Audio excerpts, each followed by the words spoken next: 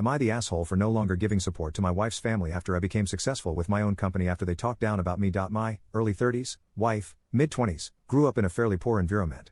Her grandpa had money, but her mom didn't and her sister doesn't. My wife has an incredibly strong work ethic, she's probably more so defined as a workaholic.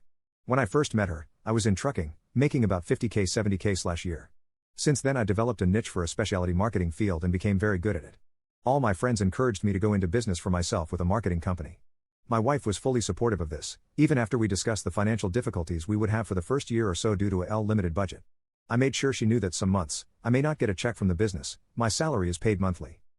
Her family, however, were not. They accused me of neglecting my family, being lazy, not wanting to work, etc. They would constantly be bringing up the fact that I didn't have a job because I was always home, working remote. She would defend me, but they would ignore it and continue to call me lazy and a deadbeat for putting my daughter in daycare while I worked from home. I was still driving a truck part-time to have steady, reliable income, but it was only half of what I was making on a good week. In the last year, however, I have grown my income from my business beyond what I was making in trucking, and have very little overhead.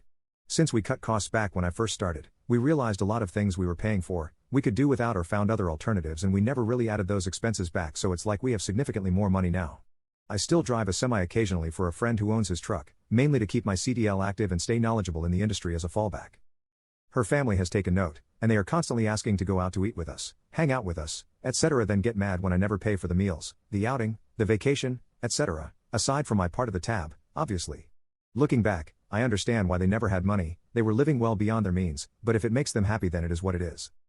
I let my wife do whatever she wants with her money, which sometimes includes buying stuff for her family, which I support her doing with her money if that's how she wants to spend it, but I make sure that she knows I don't want a dime of my money going to her family since they were very unsupportive of what made us our money and would go as far as to talk down about me for doing what lead to our money.